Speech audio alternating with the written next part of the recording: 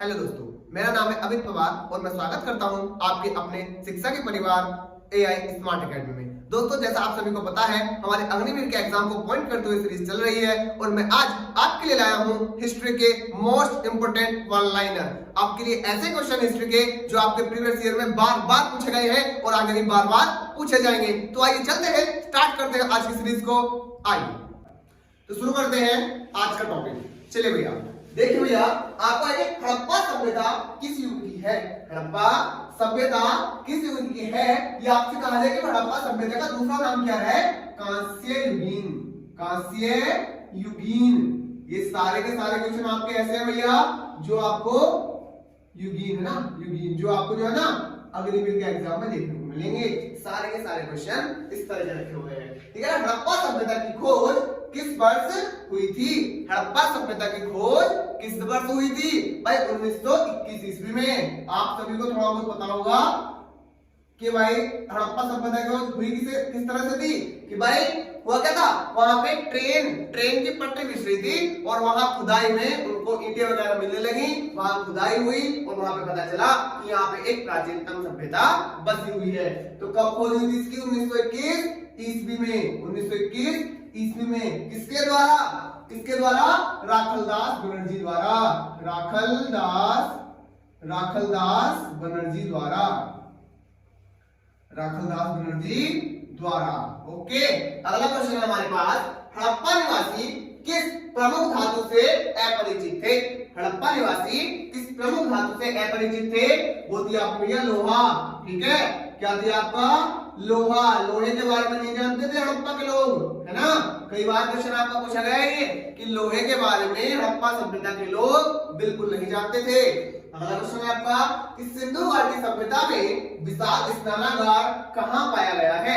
सिंधु घाटी सभ्यता में विशाल स्नानागार कहाँ पाया गया है आपका भैया? मोहनजोदड़ो। मोहनजोदड़ो।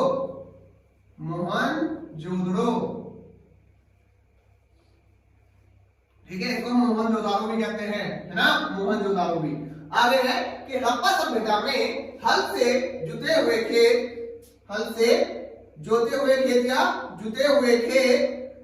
जुते हुए खेत के साक्ष्य कहां से मिले हैं?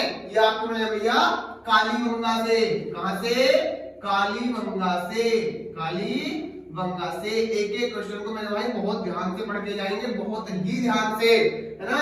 आगे आपके पास भारत की आर्थिक राजधानी क्या है? भारत की राजधानी वैसे क्या है आपकी? दिल्ली। ठीक है, और आर्थिक राजधानी क्या है भैया आपकी भारत की? मुंबई। सबसे ज्यादा आर्थिक, है ना, आर्थिक विकास कहाँ है आपकी? आर्थिक राजधानी कहाँ है भैया आपकी? मुंबई। अगर आपसे पूछ ले भारत की राजधानी है कहाँ? दिल्ली में। और फिर दूसरी बात आपसे पूछ ले क्या कि भारत की आध्यात्मिक राजधानी कहाँ पे है? भारत की आध्यात्मिक राजधानी कहां पर है? वो है आपकी वाराणसी। याद रहेगा ना? आध्यात्मिक मतलब जहां पे मंदिर में बहुत ज्यादा पूजन का कार्य होता है, वो कहां है आपका भैया? वाराणसी। और नॉर्मल आपसे पूछे राजधानी तो नई दिल्ली, और आपसे पूछे क्या कि भाई आर्थिक राजधानी, वो क्या है आपके भैया? मुंबई। तीनों राजधानियां याद है ना? आपकी आर्थिक राजधानी मुंबई, आपकी आध्यात्मिक राजधानी वाराणसी, और आपकी भैया नॉर्मल अगर राजधानी पूछे केवल तो वो है आपकी नई दिल्ली। आगे है कि जैन धर्म के प्राचीन ग्रंथों की भाषा क्या थी? जैन धर्म के प्राचीन ग्रंथों की भाषा क्या थी? कौन सी भाषा में लिखे हुए थे जैन धर्म के जो आपके ग्रंथ थे? वैसे आपको भैया प्राकृत भाषा में। कौन सी भाषा में? प्राकृत भाषा में। कौन सी भाषा में भैया? प्राकृत भाषा में। आगे देखेंगे कि मयूर सिंहासन किसने बनवाया था? मयूर सिंहासन किसने बनवाया था? शाहजहां ने।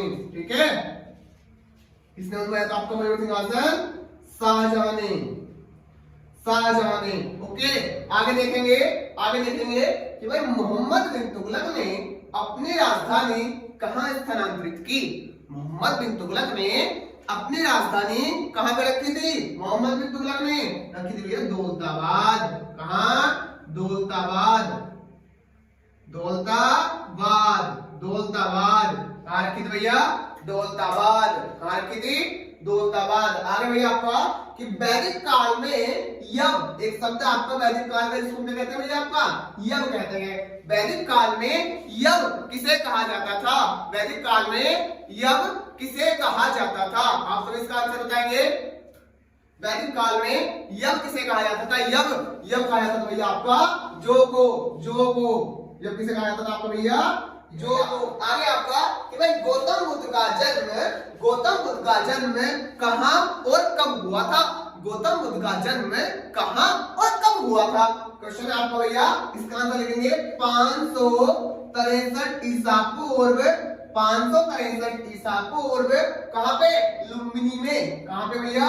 लुम्बिनी में। लुम्बिनी कहां पे?